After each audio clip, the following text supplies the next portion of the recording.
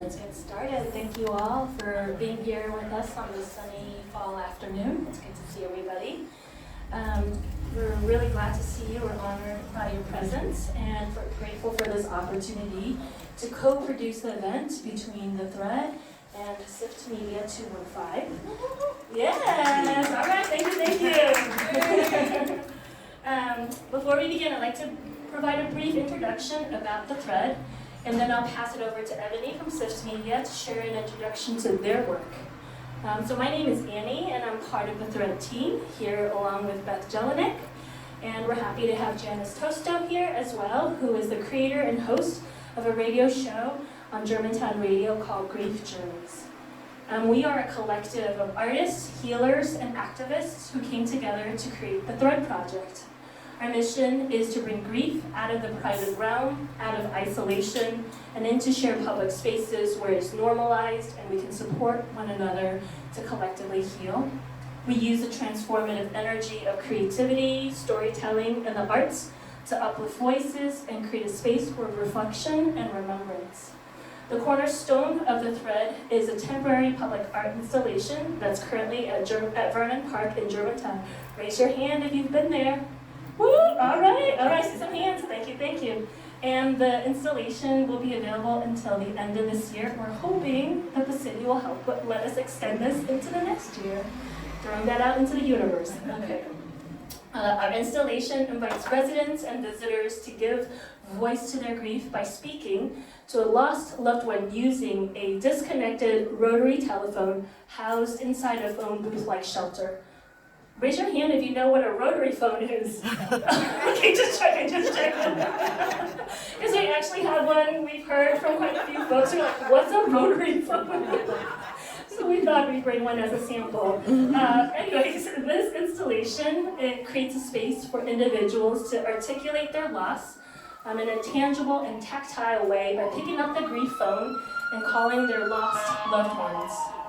In addition to the installation, The Thread offers programming that includes story sharing, art making, and community gatherings such as the one we're having today, all designed to collectively acknowledge and bear witness to grief and loss. We have a voicemail line where all are welcome to leave a message of their grief and know it will be heard and witnessed. We have more information about The Thread at the resource table over there. Now for today's event, we have something kind of special. And I wanted to share a brief overview of our programming. We will feature the Good Grief film, which contains a total of 8 shorts. Halfway through the film, after the 4th short, we will take a moment of pause to check in with ourselves, with our body, and it's a moment of reflection that's accompanied by music recording from Parallel Wave. They were the musicians that you heard from at the beginning upon your arrival. The musicians are Francis Miller, Natasha Doster, Olin Audrey, and their music was what will help us remember to stay grounded in our body, take a moment of reflection. Their pieces were improvised as a response to a phrase in the film that resonated and was inspirational. After Parallel Waves recording, we will resume playing the final half of Good Grief film, and after the final short, we'll play one more recording of their improvised performance. Again, another moment to slow down, especially in this hurried life that we live right now, to pause and check in with ourselves, with our bodies. From there, we will transition to a Q&A talkback with the Thread team and Good Grief Films poet, filmmakers, and we're excited to have Ursula Rucker here with us today. Woo, woo. Shout out, that's right, give it back to everybody here. Who led the intensive poetry workshop that culminated in the creation of a memoir poetry, and select films were featured in the film you're about to see. We'll close out our event with an optional candle-making activity to provide a memento, a tangible way to remember your experiences today. Before we proceed with the program, I want to turn the mic over to Eboni from SIFT Media 215. Thank you, Amy. Oh, this is okay. I like the light directly in my eyes. Good afternoon, everybody. Thank you for being here with us. My name is Eboni Zamani. I am a SIFT Media 215 filmmaker and member. I'm also impact producer on the Good Grief Film Project, which you'll see here shortly this afternoon. I'm excited to be here with you all. I am usually behind the scenes, so this is a lot for me. But I'm happy to be here with you nonetheless. I want to give you a little information about the project that you'll see, and give a little background on some of the women who are here with us today, phenomenal artists who helped us make this project happen. I also saw Tatiana Backus come in. Tatiana is also one of the filmmakers that you'll see here today as well. So the Good Grief Film Project continues the work of the COVID1619 Project, which began in 2021. The COVID1619 Project is a series of short films by members of SIFT Media 215 Collective that look at education, healthcare, governance, creativity, economics, and family from the Latinx and Black points of view. As we learn to live with COVID-19, many people are experiencing isolation and a loss of hope, especially in communities of color. The most recent public program of the project was a 3-day Grief, Loss, and Good Gains, an intensive poetry workshop with Ursula Rucker in January 2024. And while still working through her grief, she guided participants in exercises to expand their self-awareness and work through their own grief and loss and gains through poetic memoirs. 8 poets were selected to be paired with SIFT Media 215 filmmakers to produce a film version of their poems. And they began with individual recording sessions at a sound studio under the guidance and tutelage of Ursula. The poets were then involved with the conception, shooting, and final feedback for the completed films. This project is funded by the William Penn Foundation and in part by the Independence Public Media Foundation. So we thank them for their support. And to give you just a little background on, like I said, a few of the women who are here with us today, who will also be in the talkback session after the films. Ursula Rucker is here with us. Make noise and act like y'all know. Ursula Rucker, poet, recording artist, activist, teacher, and revolutionary, is a certified veteran of the global music and poetry scene, a skilled writer and dynamic performer for nearly 3 decades. Rucker has used her fiery prose and invigorating imagery to excite and inspire listeners worldwide. She was a 2018 recipient of the prestigious fellowship from the Q Center for Arts and Change. In 2020, she released Big Small Poems for Pockets, a chapbook of haikus. And then in 2021, Ursula collaborated with artist Vince Frazier on his exhibit Ashe Afro Frequencies, which debuted at Art Tech Miami. Philadelphia is coming through the front door, and was recognized as Best Art Exhibit 2021 by Time Out Miami. At the close of 2022, Ursula had the distinct honor of being selected for the Philadelphia Cultural Treasures Fellowship, recognizing her continued commitment to the advancement of art and artist advocacy. Give it up for Ursula Rucker. Yeah. Stephanie Molson is also here with us. Stephanie Molson is a multi-hyphenate filmmaker and producer who is drawn to telling ancestral stories. In 2023, Eureka, a short film that Stephanie produced, was an official selection of the 2023 Sundance Film Festival. She is an alum of Black Star Project's Philadelphia Filmmaker Lab, where she was a producing fellow in 2023 and a producer in 2022. She is also co-producer on the upcoming feature documentary Ulrich, which chronicles the life of Haitian master painter Ulrich Pierre.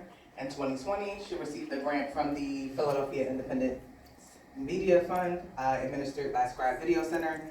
And in 2023, she received a grant from the Independence Public Media Foundation. Stephanie holds an MFA in creative writing from Rosemont College. Give it up for Steph. Yes, Steph! And we also have the lovely Mansuni Abdul Kareem with us here. Abstract visual artist, designer, spoken word poet, and leather crafter, excuse me. All right, leather crafter. Born and raised, I'm like, what does that entail? Born and raised in Manhattan, Long Island, New York.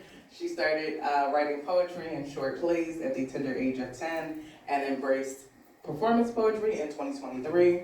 Within the last 15 years, Nansuni performed across the United States and was spotlighted on Philly's WRB 100.3 with Lady B and the Poetry Corner with Tiffany Bacon. Recently, she has participated with other poets in a documentary, We Sing a Black Girl's Song, honoring the late Ntozake Shange, created and produced by Rhonda Rice. Give it up for Nansuni one more time. important for me that we give Black women their flowers while they can smell it, while they're here. And we appreciate the work and the things that they contribute to the larger conversations and also tapestries of art and culture, especially in this city. I'm from here, so that's important to me. Yes. I'm gonna hand it over to Beth from the Thread Collective, and she's going to usher us into a grounding activity. Sit for this grounding, can you see me? So my name is Beth Jelinek, and I'm one of the co-founders of the Thread, and I just wanted to offer grounding for us, just to arrive together, this gift of gathering in very unstable times. So, yeah, participate as you like.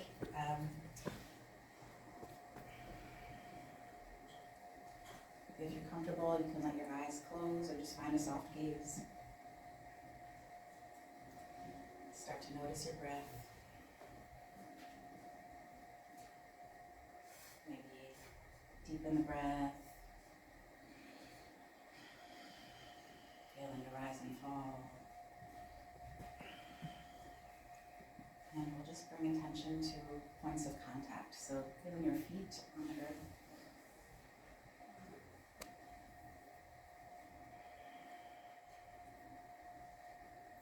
And feeling your seat support you.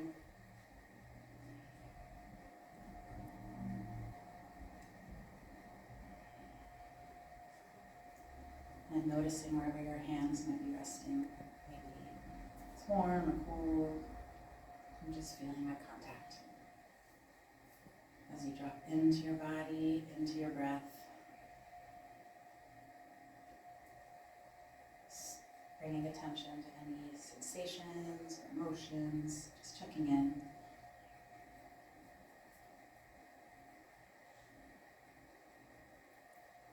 And as you're ready, I invite you to expand your awareness and your attention outside of your body, just taking in that kind of felt sense of the room. And noticing if you're sitting next to someone, just expanding out a bit, taking a breath there. Noticing the sounds, temperature, and continuing that deep breath, expanding beyond these walls, taking in the earth below our feet, the sky above us, sensing into spirits and ancestors, that expansive sense of awareness. Another breath in.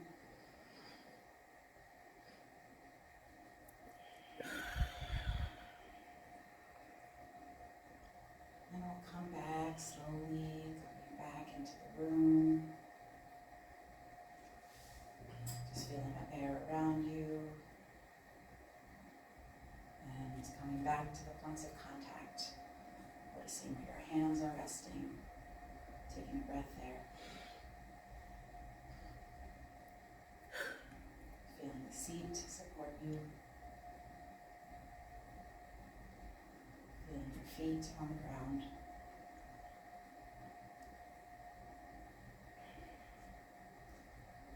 Maybe just noticing where the air enters your body. Filling up, dropping in. Maybe you feel different than a couple minutes ago. Just sensing into that and the agency and the possibility of where you bring your attention as we gather to watch these beautiful films and be in community. As you're ready, if your eyes are closed, let them open, maybe a stretch. Thank you all. All right, I'd like to invite you all to grab a seat, find your seat, as we transition to the Q&A talkback. And we have Ursula here, who is also going to perform before the Q&A. So let's give a round of applause for Ursula! Alright, I'm gonna come here, sit, whatever. I don't want you to sit, I don't know. Up to We you. want to see you. I want to sit on one of these chairs. How's that? Yeah. All right. This is so beautiful. Okay, let me share this. You're piece. beautiful. Thank you. We're all beautiful together. This is apparent. This poem is called "Crack It Open." Yeah, that's it. Crack it open.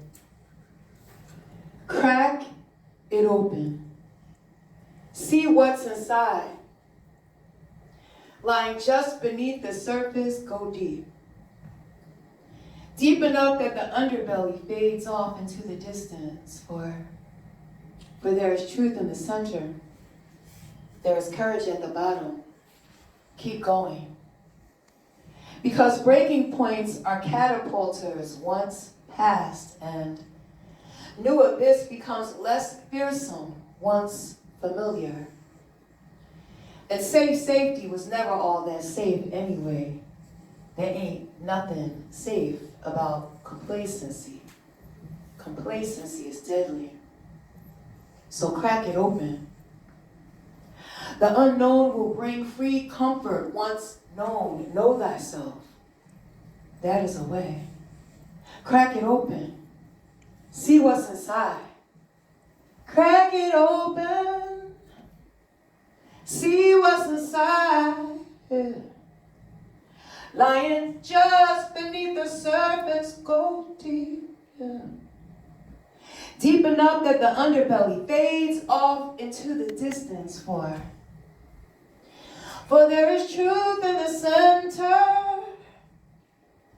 There is courage at the bottom. For there is truth in the center. And there is courage at the bottom. Keep going. Keep going. Keep going. Crack it open. See what's inside, because breaking points are catapulters once passed. And safety was never all that safe anyway. Crack it open. See what's inside. Yeah. Lying just beneath the surface, go deep enough that the underbelly fades off into the distance, for there is truth in the center, and there is courage at the bottom. Keep going, keep going, keep going. 'Cause there's truth in the center. There's courage at the bottom. Keep going.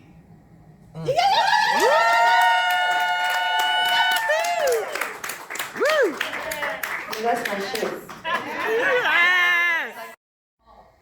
grief can hear you. Save your peace.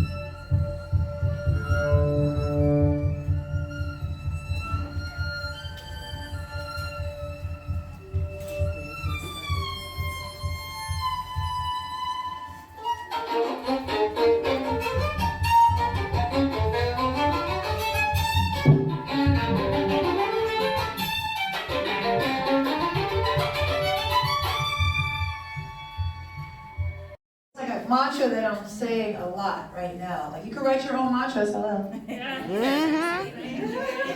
just gonna stay up. Ladies, Yeah. ladies, and Yeah. the SIFT and Thread team, please come on up for the Q&A portion. All right. And thank you for the sound. Thank you, sound person. Justin. Justin.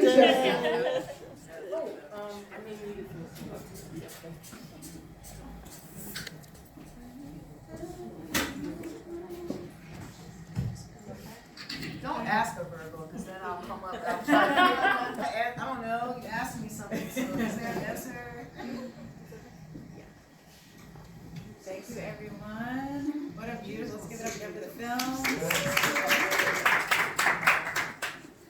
Yeah, so we have some time now to have a Q&A with some of the poets, filmmakers, and we're all going to introduce ourselves just a little bit and get the conversation going. So my name is Beth Jelly, thanks, and co-founder of The Thread. I'm a therapist in therapy. I've worked with families and children and adults around grief in the city for some time now. And I don't know, these last few years I did a death doula program that kind of inspired this idea for The Thread, this our grief room installation. And you know, there's just massive amounts of collective grief consistently with these past few years, and we're really trying to, as Annie said, like bring to light, bring to like the surface to honor, especially the disenfranchised grief that I think a lot was addressed in some of the films, ancestral grief, anticipating grief, grief from parts of our own selves. There's just so many kinds of loss, and as we have this panel, I just kind of want to acknowledge too that witnessing these beautiful films can probably stir up whatever your grief you're bringing in to the space today, and we want to be able to open it up to you to share.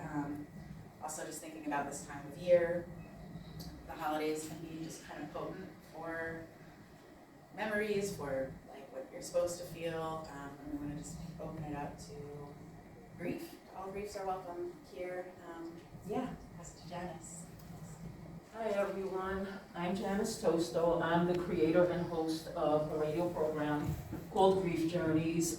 It's heard the last Friday of each month on Germantown Community Radio or G-Town Radio. And I started the program almost 3 years ago. I have 3 reasons really for starting the program. I was experiencing grief because of the pandemic. It was a very scary time, and it was especially scary to watch families have to endure the death of loved ones. I mean, some stories you read about 2, 3, even 4 family members dying of this disease that we didn't even know, we knew nothing about it. All of a sudden it was here in our country, and it was just, killing people, and it was just so devastating. And I'm a sensitive person, so when I would read and hear these stories, even though I didn't know these folks who were being affected, I was still grieving because they were grieving. Another motivation for me was gun violence in the city. I knew people who had been affected by gun violence, and again, I grieved over those losses. And then I had a personal loss in 2021 when my best friend Bill died unexpectedly. He had been diagnosed with pancreatic cancer, and he was diagnosed, and within a few months he was gone. So when I put all of that grief together, I knew that I needed to do something with it, and luckily I had the opportunity to create this radio program through G-Town Radio. So it is a radio program where people just share their stories about who they lost and how they're living with grief. It's just one griever talking to another griever. And I really appreciate being here today because I really enjoyed the films and the poetry. I think poetry is just a great way to talk about and to express grief. I've had 2 women on my program who wrote books of poetry because of their grief. So I love poetry, and I think that it's such an effective way to talk about grief. So that's me. I'll pass it on to the next speaker. Thank you. Hi, I'm Masuni. I don't know, where do I begin? When I've been an admirer of her for years, many, many years way before I met her. And socialize with her on social media, love her to life. And when she brought, the idea of having this grief workshop, it came right at a time when I was still grieving for my mom. I was in a car accident. I was going through a bad marriage that, wound up turning into a divorce later a year. Around the same time, found out I had cancer. And at the same time, I started grieving my father, who's been gone almost 42 years. But grieving the loss of a marriage, still grieving my mom, grieving the loss of who I was, even though I found what I call new freedom. It took a lot out of me. And so when she presented this workshop, I was like, Ursula, I gotta be a part of this. I have to be a part of this. I haven't been writing anything. I haven't been painting because I paint, I draw, I paint. I do leather crafting, which what I do is I hand stitch and make and design leather handbags, wallets, and whatever I can come up with.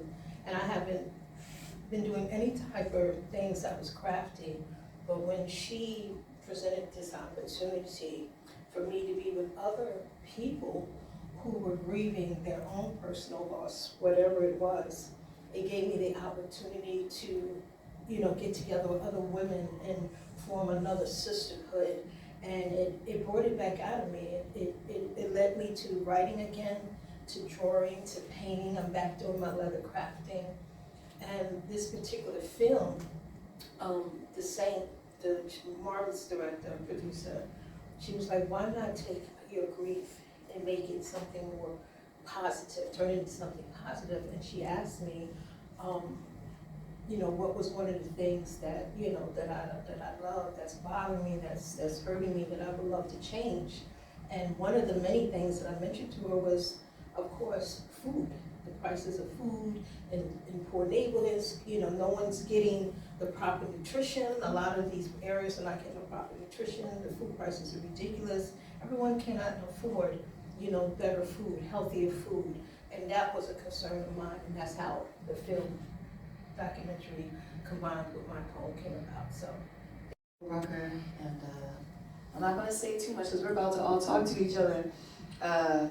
Just beyond grateful to be able to do this, to come out of, not come out of, to be in, still in, but deeply in a grief tunnel at that moment when I talked to Nikki and Nadine about, Nikki Harmon and Nadine Patterson about doing this. Like, hey, what am I doing? I'm actively grieving my mom and the loss of my mother physically, and I'm gonna do a workshop. Like, what am I doing? And with some, my friend Nyla Francis, who, is a grief doula, a death doula, and I'm like, okay, Nyla's in this, taking my workshop, my grief. It's called Grief, Loss, and Good Gains, because I'm like, here's the grief and the loss, we got that, right? So I'm like, okay, I can do a grief and loss experience, workshop, whatever. But my thing is always, well, here's the loss, where's the gain? What is the gain? What could be the gain? Can there be? And if there can be, how? And anyway, there's so much to say, but yeah, just, actively grieving myself and being an artist and a poet and having a community of artists and other humans who care. This is from a point of care. So yeah, we're all here because we care. I apologize, my voice might be a little terrible. Stephanie Walson, I am the director of Witnessing Intimately with the poet Kalia Pitts. We were brought, I think the directors were brought into the project once, the poems were made, and the goal was really for us to kind of consider a plan or vision for the work. And I think with the work that I did, my goal was really to, of course, honor Kalia's words, but also I really was interested in, I think the poem for me resonated in part because she was saying things that I felt in my own, grieving of lost loved ones, and probably things that I kind of still carry so today. And my real goal was really just to figure out how I can embody the words, but also like elevate them.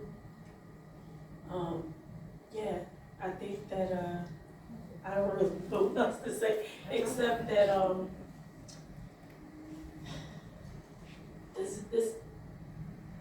the process was easy because the poem was beautiful. I do feel that it is challenging to articulate what grief feels like. And of course, you know, in the making of something, you're definitely kind of tapping into whatever grief you carry. And that's hard as well. But I really hope that the work, I really hope that the loved ones that I carry within are reflected in the work just as much as me trying to help Kalia, help our vision come to life. I think that was really my intention. All for introducing yourselves. Yeah, I'm just hearing, and I've thought about grief as medicine. This is like the creation and art and expression. You know, art's medicine too, and needed. It's not like a luxury. And one thing I'm wondering, I don't know if we got to talk about, is where like grief and how am I trying to say this? Like grief and all the levels of it, like the connection and the power and the medicine of it, and how there's also this like deep pain and trauma often in the grief. So yeah. Well, Beth, can you tell us what you mean by the medicine of it? Yeah. No, I mean, because I've Yeah. never heard that. Okay. So the medicine of grief, anyone? Can you tell? Yeah, I don't yeah, know. sure. That, like, I think I've come to the, I mean, grief is natural. Grief is like what happens when we have change, when there's loss, which is natural. And I think of that component as, I mean, it can even be like a sweetness. It's grief is love, and it's connection. It's sort of humanity to each other, to people who are not presently here. And when we like move towards it, there's some of the, I forget the name, but you like to meet your grief, to like be open to it can be, yeah, like tending to what's here. It's what's here. And then some of the ways we can like push it away, because I think our culture, like generally speaking here, you know, you have like 3 days bereavement leave, it's ridiculous. Or like not speak of it. That's why this speaking grief. Show, you know, this phone that we have that you can call loved ones, that you can just see when you walk through the park, is like we are all carried. And does that help with the like medicinal? Yeah, please. We all live in grief. Every last one of us, everyone deals with whatever grief means to them differently. You know, there's no time, there's no expiration date. You know, grief is a process that you go through. Sometimes it gets better, sometimes it doesn't. But it's I call it a lifetime of healing. I was just add, I think that's for me at least, that's a heavy weight to carry. I did not expect to feel like emotional, but I feel like the way you guys are talking about this is hit me in a certain way, but I don't know why I think a lot about like the people that I love and the possibility that they're not going to be here in the future, and like they're, you know, with me presently, but that's something I think about often. And I guess to your point, like, or not, I don't know. It's a heavy weight to carry to think that, like, I don't know, you'll be hit with, like, all the people that you held space with and kind of existed within in your world, like, won't be here. That's not part of the thing. When I think about what you just said about, Oh, I'm sorry. No, you're not rambling. No, you're not. I didn't want to cut you off. I wanted to make sure you had your say. when I think about what you just said about grief as medicine and grief being love, it's interesting. And I've, heard other grievers say this too. In my case, I can say, so my friend Bill, my best friend, died 3 years ago. And believe it or not, I seem to love him more now.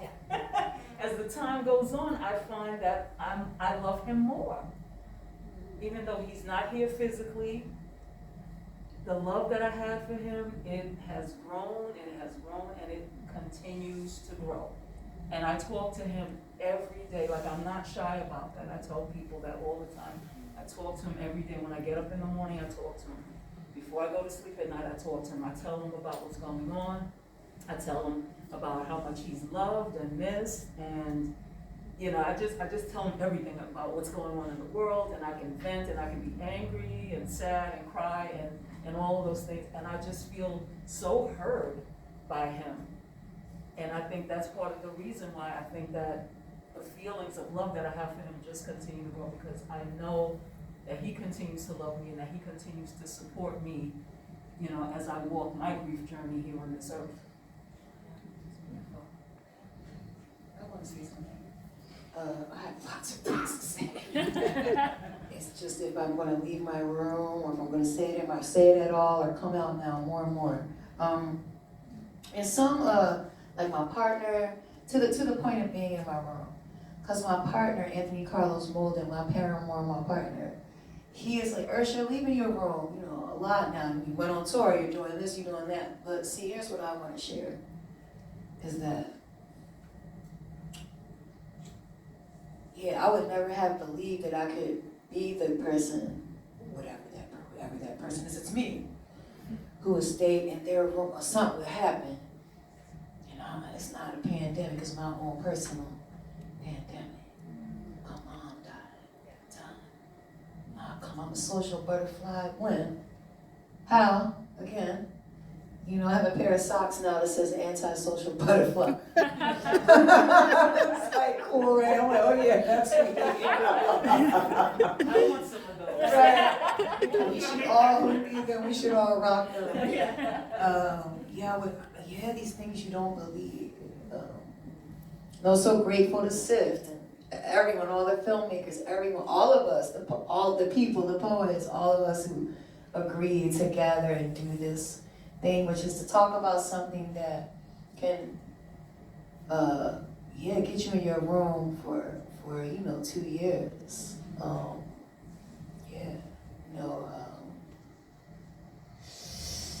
And it's all kinds, like you said. I'm glad you said that the levels of grief. This is something that I'm actively learning and have learned a lot about thus far. And that is, grief is big. It's so many different versions. It's so many different effects, causes, all these things. And before losing my mom, and I also lost one of my best friends in the beginning of that year. And it's like you kind of want to shout, hey, did you know that I lost one of my most favorite people at the beginning of the year? Then I lost my mom 3 months later. Do you understand what I'm saying? Like, I wanted to just come out all the time, different times now.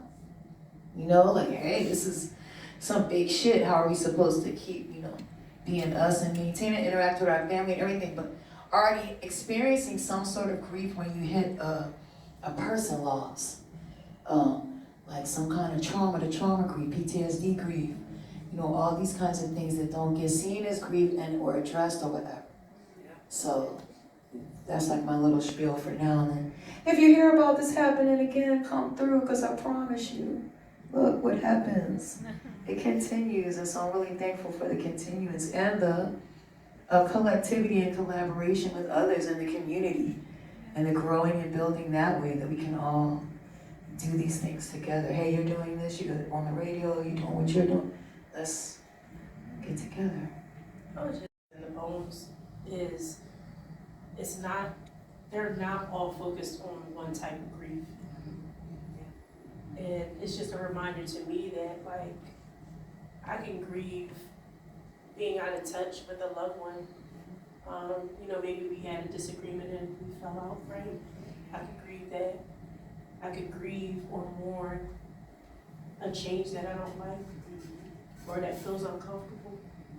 Clearly, I can grieve and mourn the loss of a loved one. But I think that is something that we don't necessarily understand as grief.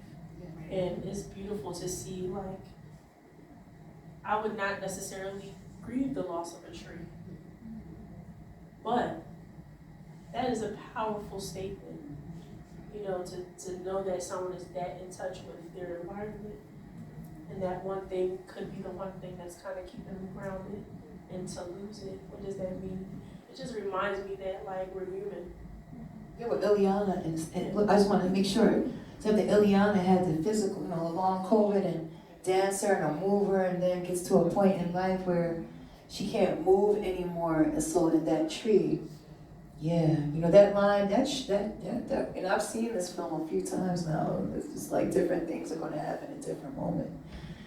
The weave myself back together again thing really messed me up in a way that I probably needed to be feel a little messed up. Today, I'm like, oh, okay. First of all, we can weave ourselves back together. That was the reminder of that, and that the tree had this connection out of this window every day was what did it. Sorry. Even grieving, sometimes losing yourself, a part of you, that you may struggle to get back and you feel you can't get back and you're grieving that. I know with myself, when my mom passed, she lived with me, I was her main giver, you know. I'm her youngest daughter. Even though all of us chipped in, she stayed with me, so I did most of it, and it had its ups and downs, but it was beautiful. I wouldn't have changed anything for the world. But when my mom passed, I felt a part of me was lost. So I was like, part of me was gone with her. I didn't know what to do. I woke up crying because I didn't know what to do. I was so used to taking care of her. I didn't know what to do. I felt lost. And there was times when I would be coming home from work and I would detour where home was a safe haven for me. It was like I couldn't even go home because I was so used to her being there and taking care of her and, you know, laughing and joking. It was like, what do I do now? Like that part of me, I grieved losing that part of me, you know. So you can definitely grieve losing self, you know. Yeah, the unraveling that happens. And like, you know, I lost a parent, young-ish, and yeah, just shattered the whole family dynamic, like the ripples of grief after like a person dies are massive. And there's some folks here who work at Peter's Place, which is a children's grief center, and I used to work at one as well, and like the changing schools, home feeling different, your role. Yourself, and there's so much to reconfigure, and it never goes back. You know, I have 4 sons, I have 4 sons, and 1 or 2 of them. I mean, it's still happening, and it's always happening in a lifetime. I mean, now I know. People would say that to me before. I'd be like, okay. You know, now I just know more and more that I didn't really think I would ever want to know. But also, in a way, on the medicinal piece, which I'm going to have to think on more, I guess, I got to do this, I'm doing. This is an example of that, but my sons, I'm procrastinating because I didn't like what they said to me. If I'm going to be real, I just realized I was procrastinating on getting to the point. Something along the lines of, hey, we were grieving, you know, mom to us too, our grandmother, your mom. So at a certain point, after, let's say it was a year, like, hey, you know, I'm like, oh, you know, give it a glimmer and then keep moving on with your grief, you know, trying to get out of the room. But it is something I think about often. I have, you know, it's active. It's active. You okay? You sure? Because don't play with me. Look, Mama, 4 Virgo, and she don't play with me up here. We're in a room of mutual aid. What do you need? Okay, all right. That's it. That my son, it's just about so it could be a selfish thing you're not even thinking. It's not along the terms of selfishness, right? But you can't think. You're like, hey, how am I gonna get up? How am I gonna do anything? How can I continue? Can I? So to think about the others next to you, that was not really possible. If I'm gonna be honest. It's not, I mean, it's like neurologically, truly the grief process can be really physical. Like in that for folks, you feel like headaches, some days the fatigue is wild because you're reprocessing, you're like, wow, sometimes just reconfiguring your world and trying to, eat every day, do like and live.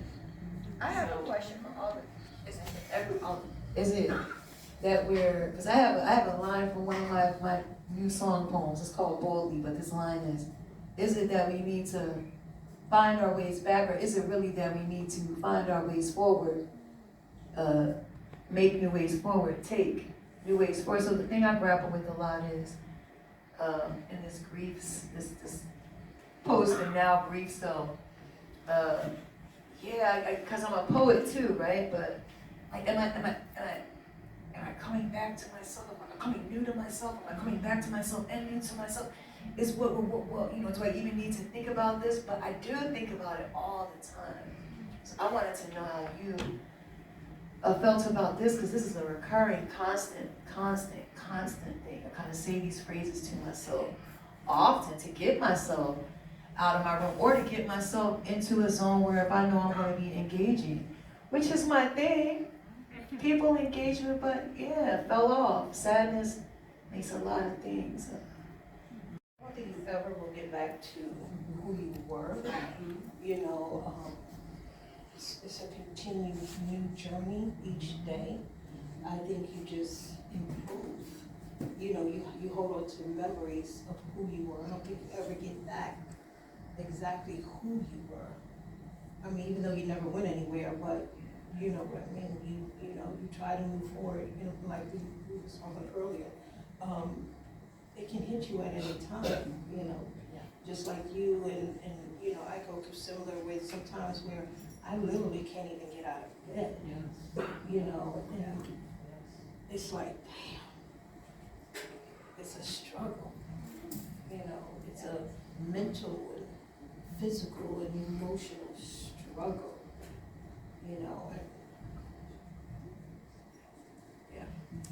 But everything you said, going forward, When I had my loss 3 years ago, I looked at it as my world exploding and just coming apart. And then I said, that happened, but then the pieces started coming together, but not all of the pieces were going to find their way back to me again. So I was definitely aware that I was going to be changed. And just like you were saying, yep, I had the mornings where I couldn't get out of bed. Early in my grief, I would say, I just want to die today. Like, can this be the day that I die today? Because I can't do this. I just need for this to be the day that I die. And for some reason, I kept getting up each day. I kept getting up. So it was not my time. And it'll be my time when it'll be my time. But, I move forward. There are days, Ursula, when I move backward because I feel like I can't keep doing this. So it's a lot of back and forth. Yeah, it's a lot of tears. It's a lot of, I can't get out of bed. Sometimes, I plan to go places and I have to change the plan because I literally just can't get out of bed. I have to sleep. I just have to give my body that rest. But it's a tug of war, Ursula. You're moving forward, but then there's sometimes when you're going back and it's like that push and pull all the time. No matter how much time has passed, you're still feeling that push and that pull. Just want to add one thought. That's a reminder to me that I love deeply. And I was loved deeply. no matter what the relationship was, if it's something that somebody that meant something to you. I'm thinking about my aunt in this moment. I know she loved me. And I loved her deeply. And even till this day, till today, like, you know, I feel not so much all the time, I feel with her presence, but I'm reminded her of her in a lot of different ways. Even like being here, she would be so proud. Like for real, she would be so proud. She would be calling me. She would show up. You know, like, and I think that's the only way that I can feel okay with the loss, with the absence. I'm a person that, like, knew me my whole life. And so to know my way of, like, reminding myself is she loved me deeply, and I loved her deeply. I was loved deeply. And that part, it's the I was loved deeply that matters to me the most, actually. Because I'm here, I'm still walking the earth. I need to be reminded of that. How do we even offer that she loves you? I do love her. Like, all of this love is active. I feel the pride of it. Like, It's so hard to believe it and grasp it though. And you could be like the kind of person. I'm also very open on many levels, more open now on many levels because I publicly emote more than I ever have. So now I'll do just about anything in front of a group of people. If I'm out of my room and I agree to be, if I agree to be with a group of people on any given When day, you're not wearing your socks. you know, but I can't even remember exactly what I was going to say because probably that I publicly emote, but that it's just hard. Like it's just been such a I just thought I knew a lot. I don't know you're ever learning and shit, but I thought I like had learned some shit at this point, by being 50, 55 at that point when I lost 54 when I lost my mom. And man, the things I'm learning and the things I've learned is shocking. Like it's really, really shocking, and it's ongoing. And then we have to talk about it. I think that's what I was gonna say. Hey, that part is not hokey. Oh, and that a spiritual. I'll just believe in things. Oh, the sun, the moon. Oh, and then I say, I get mad and reserve the right to be like, hey, I thought we was cool. What you doing? What's going on? Shit's messed up. What's happening with the connections? But and then in the grief time, this deep losing. When people say to me things like,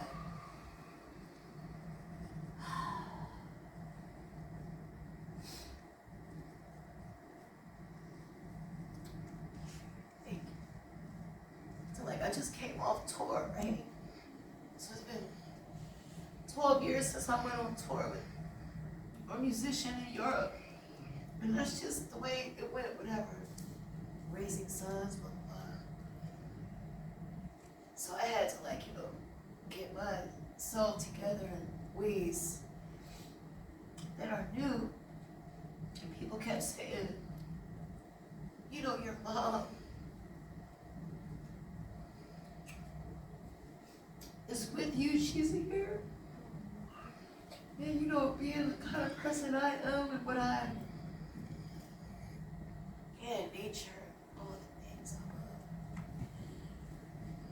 love. I get mad, sometimes when people say that. Like, but first of all, it's not the same. It's not the same as an actual phone call, which I miss. And yeah, it's okay for me to say my mom's name. Sometimes I check myself on the timing, I be like, Earth, is it cool that you still feeling like this?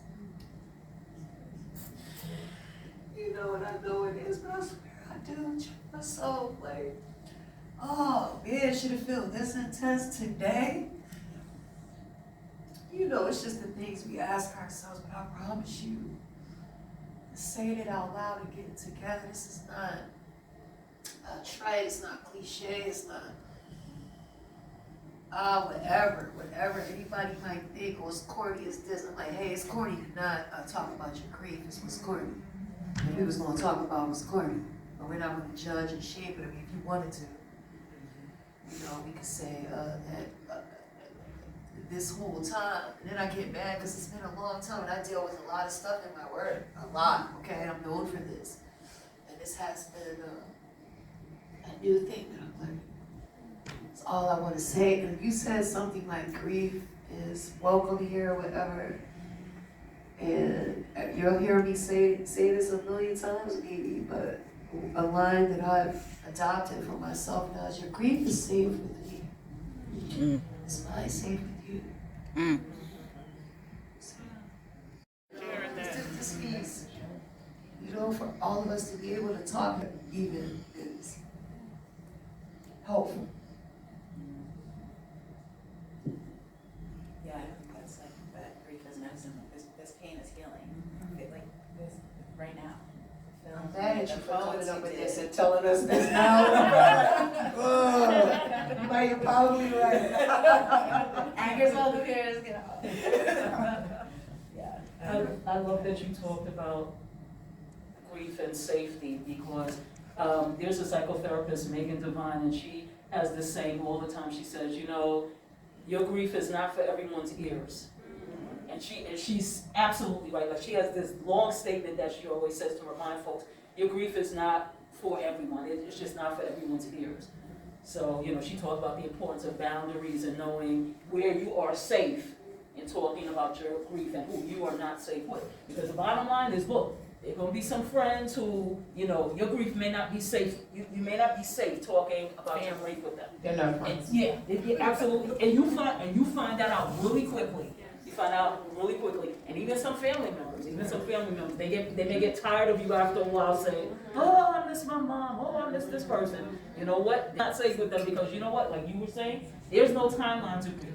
There's no timeline to grief. So when you need to talk about your loved one, you need to talk about them. And you make sure that you have someone that you can go to and say, hey, you know, I'm having one of those moments and I need to talk. And make sure that that person is able to sit and listen with you and that you feel safe, you know, sharing your grief with that person.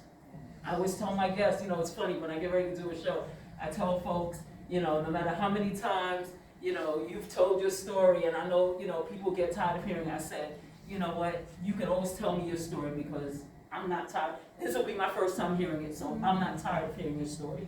So tell me your story because I do want to hear it. And you will be safe with me. You don't have to tell me, you don't have to share any details you don't want to share. You know, you tell me your story as you see fit to tell. I just wish that more people knew that that was a possibility. I think that's part of the challenge that we face in society. People don't know how to manage. You know, I'm thinking about like my mom's generation, raised in the 50s and the 60s, and maybe a lot of what they were taught was to push it down or to like ignore it. And I think that there's threads of that still kind of exist, and I'm just thinking about my own loved ones that's probably struggling with grief. They don't know that it's grief, maybe because they're not naming it as such, because there's so many different levels. Exactly. It's easy for me to say, this is what it is. Right. But it's really hard, I think, for people that are not, you know, more self-aware, or even understand, like, when my aunt passed away, me, my mom, and my mom's sister, who's my aunt, that was their sister, we went to grief class. And none of us stayed, actually. It wasn't, I don't think it was the right grief class. But what that meant was, it was dispersed, you know, like, how we dealt with it kind of, I think, just kind of like we went to our own corners, figured it out, you know, and what I'm getting at is the tricky part is, you know, some people that don't even know how to manage that. Except that this big shift has happened in your life, it could be that it's the first time, you know, like, something like dealing with that kind of loss. What do you do? Yeah, I think just it's pausing to check in, like what do I need? And it is different for everybody. So I go alone, you know, sharing it, maybe talking and sharing your story. Maybe it's making. Maybe I think of I've been thinking about construction, destruction. So like to make some art, creating a ritual for the holidays, like make some candles that can use as a memorial candle, just like make a radio show. And the destruction part sometimes poetry workshop. And host an event, right? And then like the destruction is something sometimes we need to like tear some shit up because it tears everything apart, you know. So I'm going to like different ways we can let ourselves feel the anguish. I think that last film that spoke to some of that. Just like it's messy and it's different, and the relationship with the people who died, and I find like the relationship to grief changes over time in this no timeline, timeless thing, like when, you know, next big event, and sometimes it's when it's something really celebratory, is when your grief is like right there, at a birthday, at a, like, the next, I remember at a graduation, I couldn't deal because my dad wasn't there. I was like, this is only grief right now, but it's so close to it. And then it changes over time, but it does not go away. Yeah, it doesn't go away. Like It's a growth. It's like I explained to my daughter, it's like, you know, it's a daily growth. It changes. It doesn't go away. It's just that you just deal with it on a different level. You know, like when I was going through, like I said, with the death of my mom, my grief, I didn't want to be around people. I needed silence. I needed to be alone. And my oldest daughter couldn't understand that because I wasn't being I wasn't communicating the way she felt I should have been communicating with her. And I remember she made a post on Facebook. She was grieving for me, you know, because I wasn't giving her. And like you were saying, you're not thinking about, not purposely not thinking about other people's feelings. You're dealing with your own grief and dealing with what just happened. And I remember her making a statement that I don't know how to help my mom. You know, she's grieving, you know, she's like, I don't know how to help her. And I told her, I said, I just lost my best friend. I said, so it's not you, it's not that I don't want to talk to you. I just lost my mother, my best friend. And I don't want to talk to anyone. Where now when the incident with me later, 3 years after, 4 years after my mom's passing, and with everything else that was going on, it was a different grief, and I needed what she was offering. I needed to be around people, because everything just like came to a head, like I said, the passing of my mom, I still was going up and down with grieving with her, with that, and grieving who I was as a wife at that time, and grieving the person that got in that car accident, grieving who was me, grieving finding out while I was out of work that I had cancer, so all of that. It was crazy, so I was like, I need to be around other people who's trying to heal, where we can help each other and hear each other. That safe space, that's what she provided. She provided a place. Yeah, well, I'm just saying, you provided it for us to be safe, to share our grief with each other, and that was phenomenal. That was beautiful. I literally cried. I cried when the workshop was over. I wanted to keep going, It is, here we are, and thank you for, partnership. I'm wondering if we might open it up, see if anybody. Yeah, please. Has some questions. Were you gonna say about something? No, that's what I was gonna be like. Does anyone have any? I was wondering if anybody, my mom passed in February of 2023, And I'm wondering, has anybody else had like communication? I know it sounds kind of woo-woo, but what happened at work was somebody hijacked our FedEx, and they just started sending packages all over the world. It was like nuts. And then, I had to, call FedEx and deal with this woman that was, helping me to figure out everything and cancel our account and stuff. And she called me Nancy the first time, and I didn't say anything. And then we're talking a little bit more, and she says again, my name Nancy, which is not. My name is Leanne. And, my name's on the FedEx account at work, so she's looking at it. And normally when you're talking to somebody on customer service, they don't even call you by your name. They just, you just talk. When she said it the third time, I said, it's fine. My name's Leanne, but my mother's name is Nancy, and she just passed less than a month ago. And then she just proceeded to almost be like somebody who was speaking in tongues. And she just kept saying, your mom wants you to know this. She wants you to know she's okay. She wants you to know blah, blah, blah. She was going so fast, I couldn't even take it all. Like, I wish I had my camera. Like, I wish I could have, recorded it.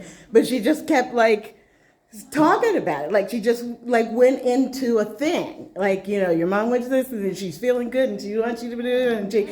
And then, I was just stunned for a long time, and then we had silence, and then we went back to talking about FedEx. It was the weirdest thing, but it was also wonderful. After that, that was the medicine for me. I was not as sad. I was like, oh, good. All right, Mom wanted to check in. She's good. She got to her place through the FedEx woman. And I have always loved that. I was like, after that, I could handle my grief. It was just like, oh, well, Mom's still around.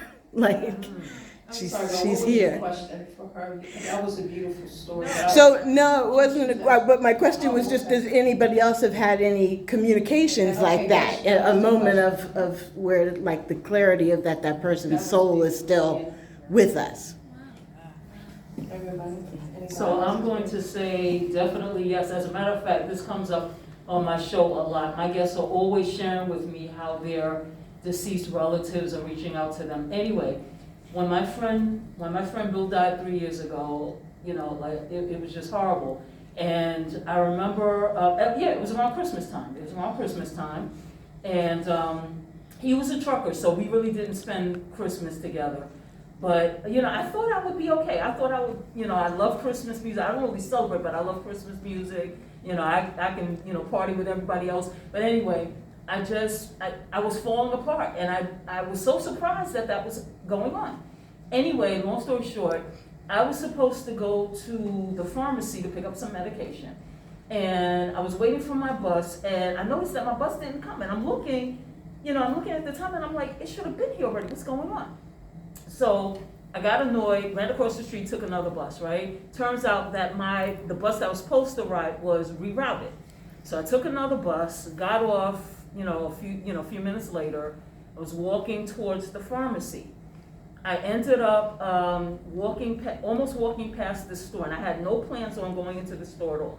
But all of a sudden, I heard this music, and the music was so festive. I was singing along, I was dancing. I was like, wow, this is really great. For whatever reason, I ended up going into the store. It was a Rite Aid. I ended up going to the store where the music was playing. Go into the store, and I'm walking down the Christmas aisle. And for some reason, I felt like something was pushing me, because I literally just just walked through the aisle. I think I looked at one thing and walked right into the next aisle. I get into the next aisle, and I start looking at these containers. I just love containers, so I start looking at these containers and everything, and then I was still like, nah, I don't really want this. I looked to my right, and I saw a set of mugs. Now listen to this. I saw this set of mugs. Those mugs had the nicknames that my friend Bill and I used to call each other. The mugs had the nicknames we used to call each other. I said, I said, I don't care how much these mugs cost. These mugs are coming off the shelf tonight. Yes. I get the mugs. I go to the front to pay for them. Now, I'm about to pay for them with this little gift card I have, right? But so I'm thinking, oh no, so when I got to pay for them, I was like, oh, I have this gift card, but it's not gonna be enough. So I'm ready to pay cash. Cashier rings it up. It was just the right amount that was on my gift card. So then when that happened, I said, okay, I got the message. Yeah. You are still here. Well, what are the nicknames? Yeah, I know. Secret, but believe me, when I saw it, my jaw just. Oh, No wow. way. But imagine if my bus had come, Yeah. I never would. But so my friend Bill had to ring Had- out the bus, Right. put me on another bus, and then play the music so I could go to the store. What are the nicknames? She said she was. She said she was. But trust me. Mr. Young Lady, some say be envious these stories. That's all I gotta say. I already shared. My mother was call me 24/7 every day, all day. Hey. So my thing is like, hey, what are we doing? You know, Italian, devout Catholic. Oh, God lover, like like, hey, yo, I thought it was gonna be alright. We was gonna be talking. All the prayers and all the Bible quotations, all the praying we did together. So yeah, this makes me a little. I'm not gonna lie to you. Oh, this is great. That's so cool. I'm envious. And it has me thinking like maybe I have had a moment. And I had to maybe allow you myself missed to it. know it's the moment. Yeah. Right. Think what you just told me about the date of your mom's.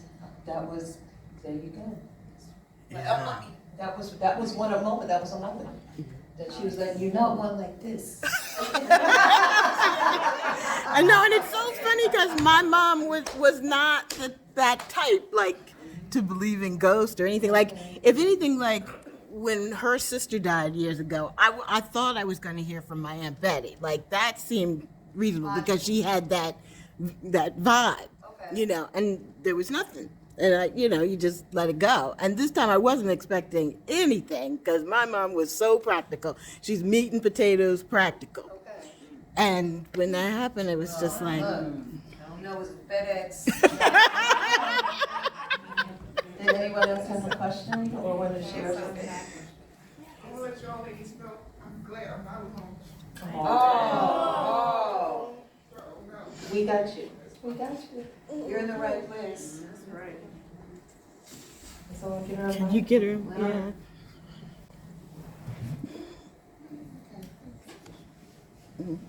I lost my mom. It was 22 years ago. My mom was my best friend. Oh, I can't. I went to school for nursing. And my mom was asthma. And my mom lived 2 blocks away from her. I always kept her near me. She helped me raise my 3 kids. Yeah, I got a husband, but my mother was the father. And I had my grandkids. But my mom had Crohn's disease.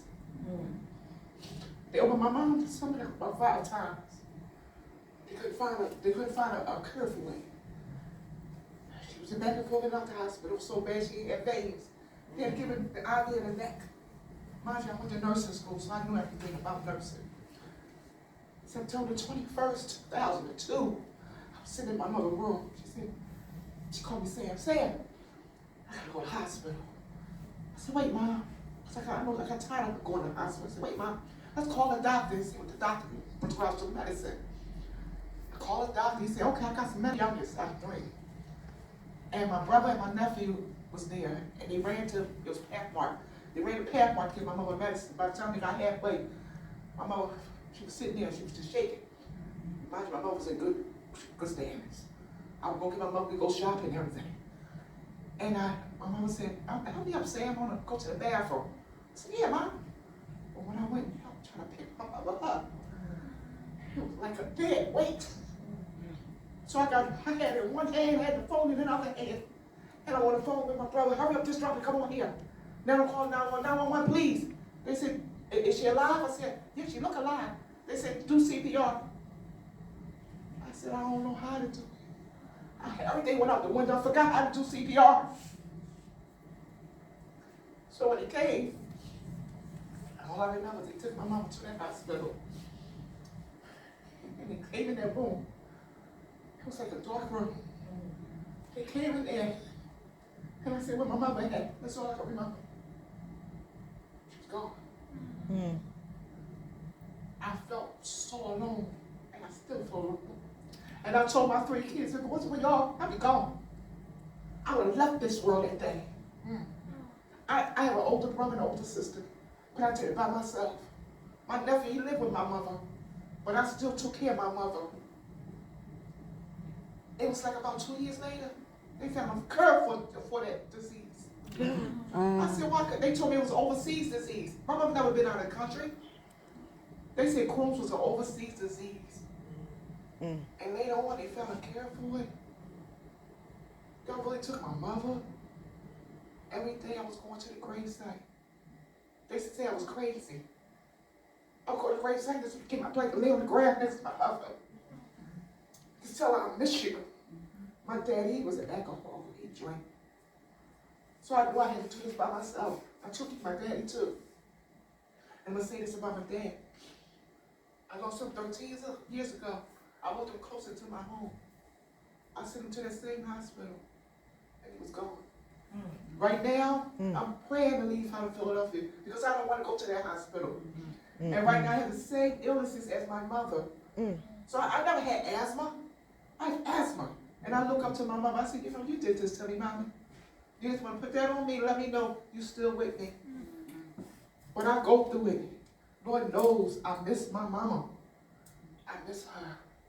I thought I was going to be at ease once my daddy left and went home to her. But ain't nothing like your mama. And I look at people that disrespect their mother, just treat them like crap. Like, don't do that. I don't care what your mama do to you. She gave birth to you. She could have put you in the trash can or left you on the doorstep somewhere. But you're here. So I miss my mom. And I'm glad I'm not alone. I want to thank you all for sharing with me. Thank you. Thank you so much. Thank you for Aw, sharing. thank you. Sharing your story. Anyone else have a question? See somebody in the back? Hi, Yes. young lady. Ask a question. First of all, thank you all for sharing your voices and your stories. Thank you. I feel like when we grieve something, we build a wall around our story and our experience. And I wanted to know, how did it work for you guys to kind of open that and let people adapt your words into something else? Like let someone else direct your words or adapt the poem that you guys wrote into something different but still your words. That's for you. Okay. I'm like looking like, the saint is incredible. Through grief, she was like, you know what, let's take what you went through and turn it into something where other people can relate more to and more positive, you know, sharing, sharing my story, but also giving back, you know, to the community that I love, and sharing, you know, what, not just my grief, but sharing what I have a passion for, and it's helping other people and wanting to see them do well. And that's how I came about, you know, the film With My Piece, you know, and I thought it was perfect. I thought it was beautiful. I didn't want to share my grief piece to make anyone cry, you know, but to just share part of me, but also with where they can relate to what I was going through, but also what I was sharing and what I was trying to help them with as well, you know, because that wasn't the only thing. We went through so much, did so many different things that I had a passion for, about people being treated wrong, diversity, you know, different people. That was something that bothered me as well. So, but the food thing was the thing that stood out the most, you know, people not getting the proper nutrition, you know, not having access to healthy foods or Because as you know, in a lot of neighborhoods, you have the worst foods. The prices are high, higher than some other places.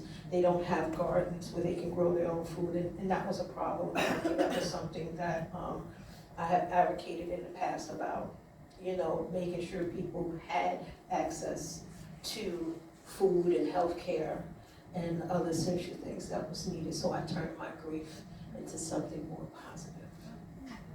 I hope that answered your question. It did, and it was beautiful. Thank you so much. I Can I appreciate say it. something? What are both of your names anyway? What's your name? I'm sorry, your name is? Terry and Phoebe? Okay. I'm sorry? Phoebe, like Phoebe Snow? P-I-B-I, Phoebe. No, B-I-B-I. Oh, Phoebe. Yeah, because you say Phoebe, like Phoebe Snow. No, it was worth hearing it over and over again to figure it out, to come to the realization that it's actually Phoebe. It's pretty cool. And thank you both, and I like this question, build a wall, you know, yeah, I mean, I have to play with these things. Poets do this, I don't know, you know, but whatever I'm telling you, poets do. This was a 3-day intensive a writing experience and sharing experience and emoting experience, and I just wanted to make sure that I said that while I respond to you. That was a wall-breaking thing. You know, the first day when I walked in, and it's in my neighborhood in Germantown, a place I grew up, Maplewood Mall is where we gathered. My sister Blue's spot, what's the name of the spot? Thank you. Gria, you know, on Maplewood Mall, please look into it and be involved and be a part of it. And it was so scary. It was frightening. That's all I can say. Yeah, you know, the wall builds up. It's always, it's like Jenga. You know, it's fun if it's a game, but it's not fun if it's every day and you're living it. And now that you have said it this way, we all have different ways of saying it. So it's so amazing. That's why we have to talk to one another. Yeah, it was like a constant, I'm still doing it. They're taking pieces out, putting them in. Oh, it's an opening. There's no opening. You can't come in. I can't go out. This kind of thing. But this gathering and this happening, and how far it's gone and come, and we're here, it blows my mind. Is that from a place where I didn't even know, could I do it? I'm doing a workshop on grief. Why am I doing it? I don't even know what I'm doing right now with this grief, but that's how I could do it. If I say that, I mean, for me, that's how I had to get to it. That's how I can tell you that this wall may be around me, but we're in here together and I can talk about it readily, and then invite you to talk about it readily and see what we can do, how we can get some good gains, but also be honest about this grief and this loss, and that's it. That's all I got. It's a lot. Doing these kinds of things, it's a lot. Let's keep it going together. Thanks for coming out on a Saturday, right? Yes. I'll also just add that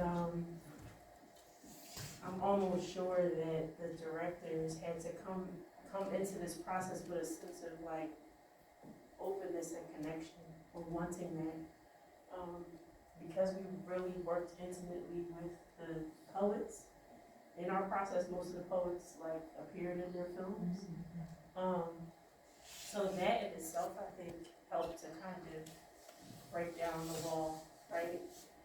And I also know for sure that the filmmakers wanted, I can totally speak for them as well as myself in saying that we wanted to honor the work, right? So honoring that work meant that we had to be collaborative. It meant that, you know, we brought them into the process of filmmaking. It meant that we shared, you know, different cuts that we were creating to make sure that they were in line with kind of the vision that we both shared. And for me, with Kalia, that was our process. We didn't talk heavy about what she wanted and what I wanted. It was more, for me, it's always listening. So if I'm working with another creative, I'm really intentional about listening to kind of, not so much what they want, but what their experience is. How did they arrive at the work? And the other thing for me too is like, I'm a writer, and I know what it feels like to have a vision for something that I wrote. And I don't know, that may not be, you know, you may not want another creative to come in and take your vision or alter it in some kind of way. So I'm sensitive to that. And I think all of those things kind of helped us arrive at both the visuals as well as the intention behind what we were creating. For all of this, and I'm going to say that it's cathartic, this experience. I don't know if I coined that phrase or not. So my name is Sonia Kearney, and again, I'm happy to be invited here. But I had a question for all of you all. We were talking about things other people say, family, friends. I want to know how you deal with folks projecting their idea of grief or their ability to grieve the same way, generationally, evolutionarily. How do you deal with people boxing you and projecting their stuff onto you? And labels like lazy, crazy, yeah, I said them. How do you deal with that as you're going through your evolution of grief? Thank you for coming. Thank you for sharing. Thank See you again, hopefully. Okay. Thank you. I'm not going I don't know if I had like a helpful answer to this question. Maybe more so an experience. Because I was raised in primarily by women, I get to see a range of personalities. And particularly with the loss of my aunt was like the middle sister, or one of the middle sisters. And when I look at how the sisters grieve that loss, it's totally different with each person. One sister was heavily immersive in her grief, and she poured her grief onto everyone else. And I think it almost like made some of us kind of recoil as too heavy. My mom is more like tough. She carries it, but I think she finds ways like levity, like there's also like a need to escape as well. And because her other sister was like far away, I think that distance kind of made her experience different. Me and my mom talk about how her youngest sister grieves, and it's really hard to carry that.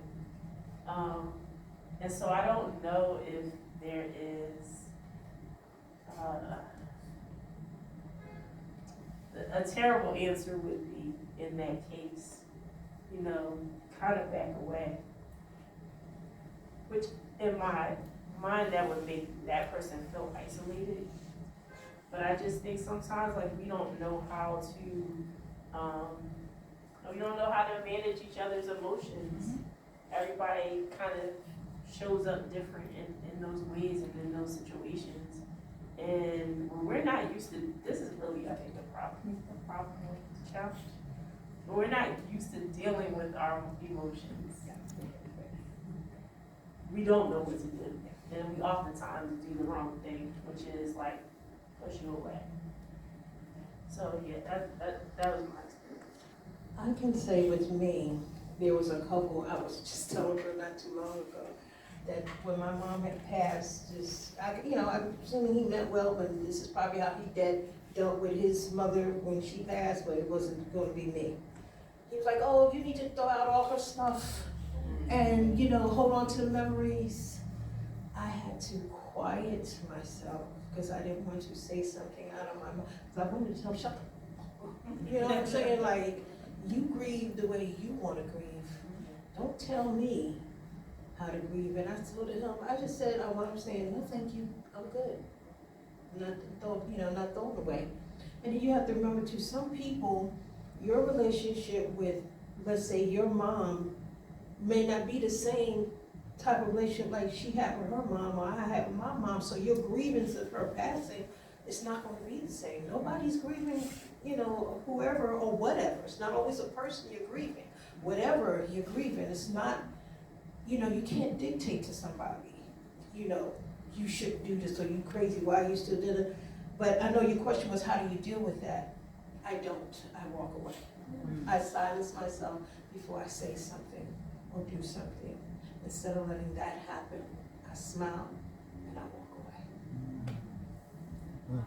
Okay, I want to say before, because I know we got to wrap it up. Yeah. Thank you, everyone. Let's gather again, please. Thank you for everything you've done, putting this amazing afternoon experience together. And thanks everybody who came out to gather together with us and us with you. I just want to shortly say that I didn't handle it well. Grief, I got a little Philly meanness natural in the DNA, it's like you come out like, and, so, the grief, I was so surprised at how the meanness, what I call meanness, okay, would present and has presented and does present. So that part, that wasn't cool. If anybody said anything that I, perceived as Russian, I don't know. I don't know, probably wouldn't say much but the look, but I was in my room, so it wasn't good. But I will say two things that two people told me that helped me. And they stick with me now all the time. One of my best friends, a matriarch on my block, the great grand Queen Marlene, I call her. And she's 79. When I just have so much respect for her. And one day we were talking on the phone. Maybe it was like a year in, whatever, to me losing my mom. She's like, yeah, I think it was like last summer. And Urs, like we're on the phone, but I could just see her, because I know her movements. Yeah, Urs, it's okay if you keep staying in your room. I know, I'll take your time or whatever, but it's a lot of people that's happy that you're still in your room. And I was like, what did you say? Look, it was like, I was sitting in my same dents, in my new dents in my mattress, I promise you, from just sitting. I got so many ways I can say this now. It amazes me at how many dips I put in it, just sitting, laying, fetal position, it's new dents. I stood right up, I was like, what? And I was crying. The hot mad, what you say? But it has helped me since then. Number two, and these were, people I love. Some people will say things to you, you're not ready. Hey, you're not ready. Because people can say anything. It might be constructive, and you're like, hey. Second thing was, and a few people that I love and respect said the same thing, and that was, stay in. Yeah, stay in. Stay in. I hear you, stay in, but don't stay in too long. And they would say it in different ways, and then by the time that my third person said it, then I'm like, okay, don't stay in too long. Like I knew what that meant for me. I know what that means for me. So I just wanted to share that because it seemed to be a resonant thing with others when I share those two things. So anyway, that's it. Thank you for coming. We didn't make the candle. Are we making what are we doing? We can't. I think we have time to make them here, but I can give a brief demonstration over there, and please take a candle on your way out that you can make more. Before folks leave, I just wanted to let you, I left some cards on the table. There's small blue cards about my radio program. I know we've thought that we might be talking about like maybe post-election grief or holiday grief. I do have some radio programs about those two topics. So like I said, you can grab one of my blue cards. All of my programs are uploaded to my Mixcloud account. So you can just go to my Mixcloud account and you can search the topics, and there will be a program on managing holiday grief. And the last program I did was on the election, on like post-election grief and depression in politics. And G-Town Radio in the lovely Maplewood Mall as well. Yes. And the upcoming show is on. What Upcoming happened? show with The upcoming show is on what? Friday. Your show. Friday? Oh, the last Friday of the month. And in fact, my next program is going to be with Sonia Kearney. This will be her second visit to our Grief Journeys, and she's gonna be talking about 4 types of grief. So you definitely want to tune in. Like I said, you grab a blue card off the table right there. Yeah, lots of resources. We have the SIFT Grief, Good Grief poetry books, so Grief poetry Yes. rock. We have the grief poetry rock. books. There, please feel free to take them on your way out.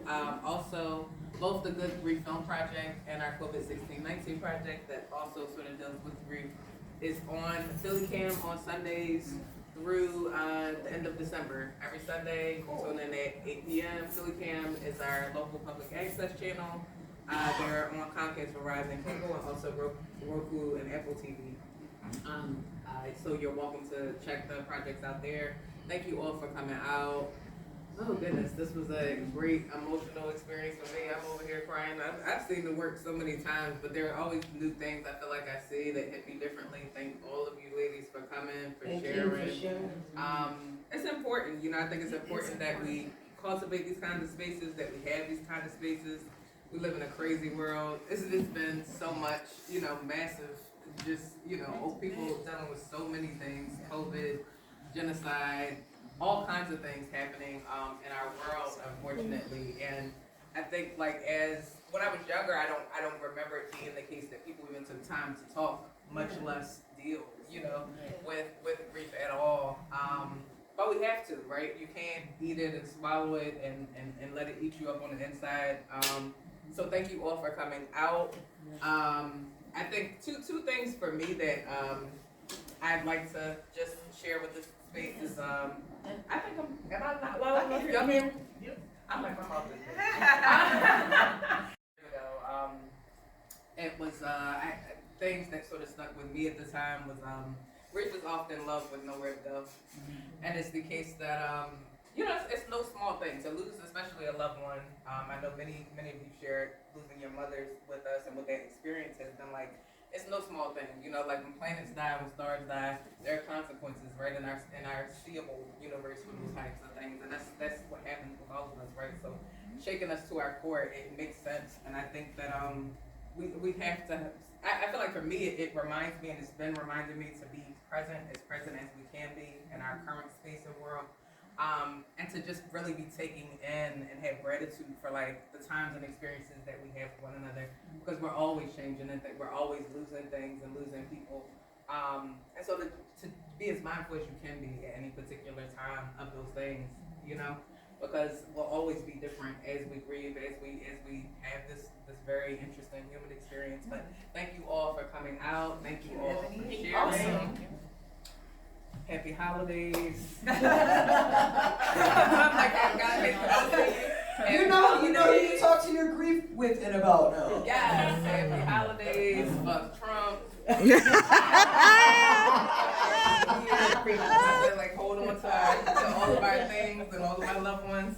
But thank you all for coming out. Shout out to William Penn Foundation, Independent Public Media Foundation. May they continue to fund all of us as artists, all of the arts locally, so we can continue to do things like this.